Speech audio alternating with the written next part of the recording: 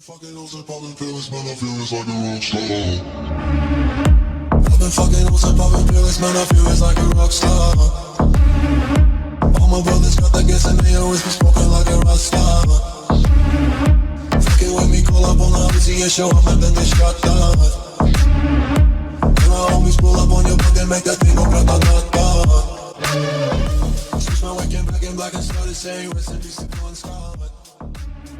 What is up, guys, and welcome to the 10th episode of my F1 2019 career. Today we've got both Russia and Japan Grand Prix, but before we get into it, a quick look at the R&D. You can see Mercedes still at the top of the group, but we are sitting as the best of the rest car now with the Mclaren. Racing Point are tight rivals, as you can see right there, but let's get into the action. We're kicking it off with the Russian Grand Prix, and here we are at Russia. This was a circuit that I felt very confident going around. A bit like Bahrain, a little bit like Canada, a very quick circuit, and one that I really felt we could absolutely smash. And as you can see from qualifying, that prophecy was completely fulfilled right here. Provisional pole P4, Bottas sitting, or not provisional position P4, Bottas sitting on provisional pole in P1 with a very fast lap. And see, we're coming to the turns here, and I was feeling very confident. Sergio Perez arrived sitting in P5. We actually managed to improve even further with our final lap, trying to push ourselves as high up the positions as we possibly can to get ourselves a great position heading into the Grand Prix, because I thought I could get a top 5 finish at this race. However, we did have a 5th place grid penalty, which just damaged us a little bit going into the race. But as you can see, we come through the final turn now. It's a decent finish, 5/10 up on our original lap, and we do come out in P2. A very strong start. I mean, we'll start P7 on the grid with the Russian Grand Prix, and I'm feeling very excited for this one. Let's get into it. So, as we head into the Russian Grand Prix, we have actually taken the grid penalty, and we're starting in 7th on the grid. It's a decent start of the line, getting ahead actually of Sebastian Vettel in 6th place, but we head into this like slow, fast right-hander at the same time, which you can really easy see almost hit straight into Sebastian Vettel. We're trying to slip it all the way up the outside, as you can see here, trying to pass as many cars, going very deep through the first corner, and the tactic actually pays off really well as we managed to confirm our move against Vettel, and not only that, overtake Sergio Perez as well, pushing it up already into P5 with just the Mercedes and Red Bull sitting ahead of us in the grid so far. So a very strong start through the first sector. We're now chasing up behind the back of Pierre Gasly. Meanwhile, Verstappen and Hamilton, two of the title rivals, fighting up ahead. Hamilton probably the man you're most looking at. Bottas though already starting to run away with things. We slipping up the inside actually for Pierre Gasly whilst nobody was noticing, almost hitting Hamilton. In fact, I had to be careful to slip out of the way of the braking brake, but we are up into P4, so a very strong start to this Grand Prix. We've got to keep a watch. We've used a lot of our ERS already, really trying to go ham through these first few corners, trying to smash it out on the soft tyres so we can then get a good stop on these cars. Will probably have faster pit crews and probably faster in the long term, but lap 2, and we're taking another look at Lewis Hamilton and trying to stick it again all the way around the outside. Hamilton actually locks up a little bit, and it's actually, although it seems bad at first, really helps him as he blocks our line of thought, our train of driving. He really actually helps him hold on to the position temporarily though, as we're going to continue to keep fighting and keep scrapping that position in the 3rd sector. Again, hunting right on the back of his tail, kind of taking the corner at an unnecessary twist, and you can see it really pays off for us as we undercut one corner and then we're able to just slip the car through the inside of the turn, push Hamilton out wide as Bottas sets the fastest lap of the Grand Prix. We're able to get up into a podium position by lap 3, a very strong start. However, that lead does not last long. DRS kicks in and Hamilton slips it right back out of the position, and Pierre Gasly takes a look as well as we cut to the inside, trying to get the position back. But Hamilton and Gasly are both able to put it around the outside, with Sergio Perez sneaking a little look in as well. We're able to hold that 5th position at least, but 2 positions lost and 1 position gained in theory on just the one straight, and it all continues. Lap 4, Gasly now makes a move on Hamilton. We may be able to capitalise if one of them makes a mistake, and Gasly pushes Hamilton out wide, giving us a little bit of space. We bump wheels with him. We actually hit the chassis, I believe that was, of Lewis Hamilton, but the position is made. We're up into P4. We're trying to scrap, get our 2nd podium of the, I believe, Belgium was where we got our 1st, but we move on Pierre Gas. We've got the DRS, and the move is pretty comfortable. And after that, to be honest, once we've got this move done, I'm fairly certain if I remember correctly, it was a pretty comfortable race. You can see here though, maybe not so much. Gasly makes another move. My memory of my recording is incorrect. We defend up the inside a bit. Oh, it's a wheel spin there. We hold the car through the line. It was side by side. We haven't really got the best line for this corner. We're going to try and go very defensive here. Force Gasly as wide as he can and we force him wide enough. I think this time we're able to hold the position. We are up into P3 as we head into the middle sector. And there we are. That's really all that happened till lap 7 when we head into our pit stop. Got in slightly earlier than a lot of cars. I was surprised at how late cars were pitting in this Grand Prix. We're going really deep with the soft tyres. As you can see, Ricciardo there sitting in 8th or 9th place as it currently stands. We head into the pits. We're trying to undercut as many cars as we can. And the tactic has worked so well at so many Grand Prix for us, and we're going to run with that tactic yet again. We've got plenty of fuel, not a lot of ERS. We're going to see what we can do. Get up, see if we can hopefully not get blocked as well by the cars, but get up and gain away enough to hold that P3 spot.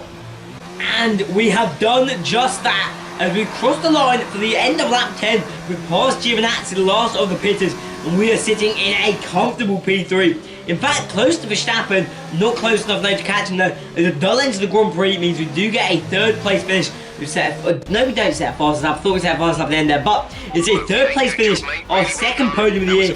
Not 2nd half of the race, but I will take a good 15 points. That'll really help in our chance to become the best of the rest driver. I'm sure there'll be plenty of celebrations tonight amongst the Mercedes team, and they certainly deserve it. And so, at the end of the Grand Prix, Valtteri Bottas takes a dominant win there, 6 seconds on Max Verstappen. Hamilton, though, stays at the top of the championship with Leclerc, 60 points down. We remain in 5th in the Constructors. For now, let's get into 2nd Grand Prix, racing at Japan.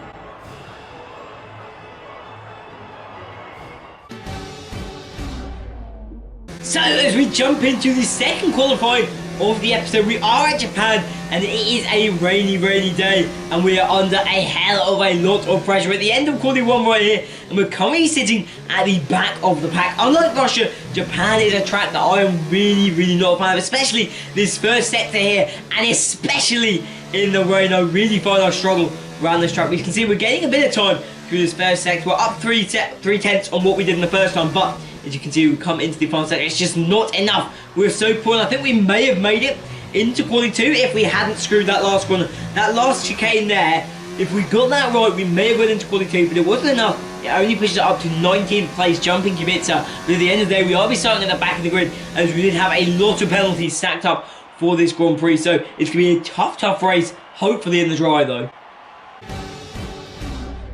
So here we are at the Japanese Grand Prix, and we're switching up the tactics a little bit. We've gone for medium tyres whilst the rest of the grid goes for the softs. We're trying to switch the tactics up, do whatever we can to gain as many positions as possible. As we get off the start, just not a lot of space to overtake through this first set. It's very difficult to gain positions off the start. We've managed to get past, I believe that was our old F2 teammate Lucas Weber. We're still trying to fight position. Kubica and Sainz battle up ahead of us, pulled very wide through, I think that's turn 4 right there, and that's already, you can see, created a little bit of a gap for myself and Weber at the back of the grid. Sainz, interestingly, also gone for the tactic of going for the medium Z.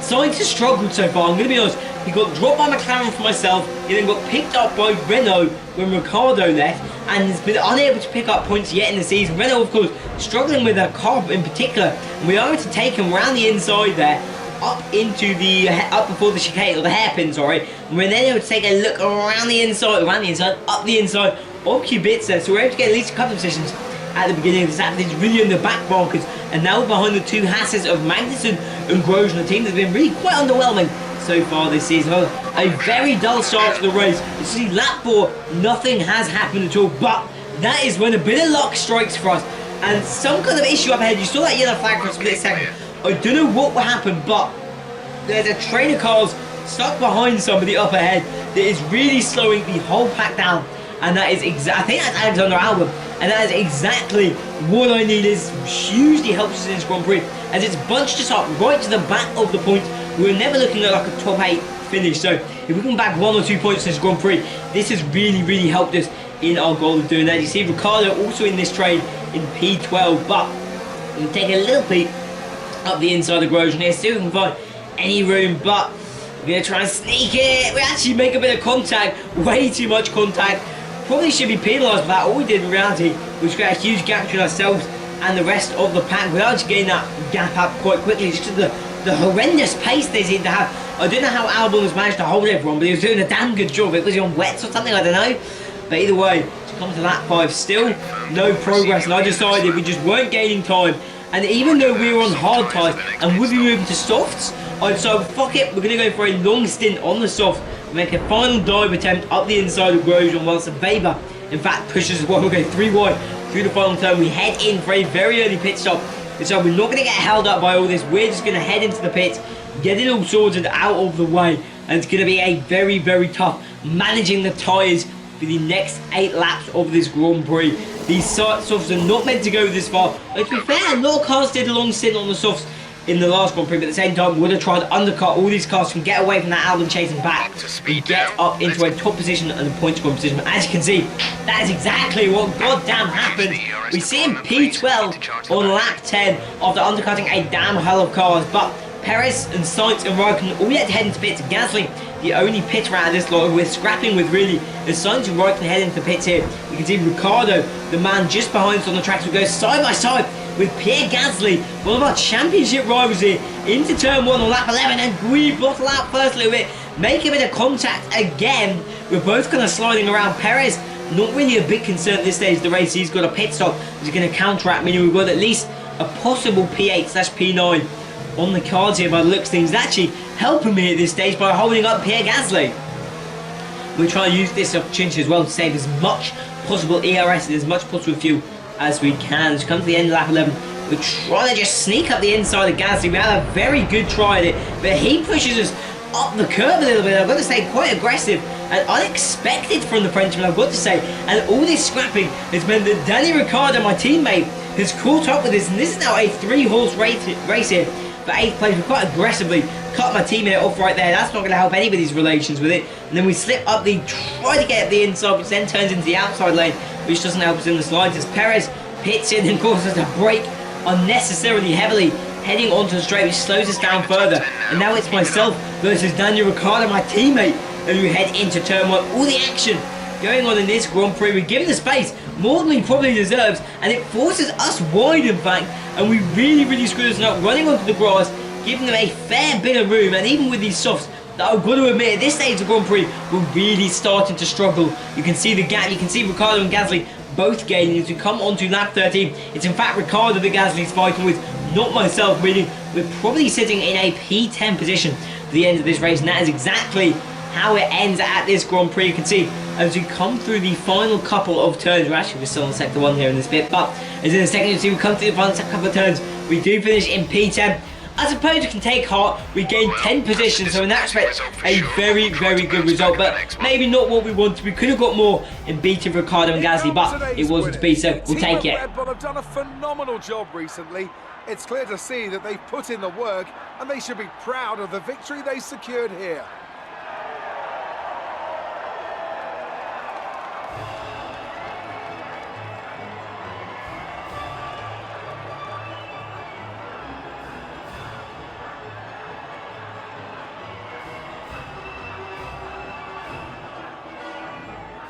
So at the end of the Grand Prix, Max Verstappen takes the win, and Hamilton continues though to gain his lead over Charles Leclerc. Verstappen has had a very good episode right there, getting 43 points and everything Bottas in the standings. Meanwhile, we remain in 7th in the championship, 87 points, myself and Perez fighting for that 7th place spot. Meanwhile, in the Constructors, we're still 23 points down, or 22 points down on race spot. But I hope you guys have enjoyed. I'll see you guys next time. Peace!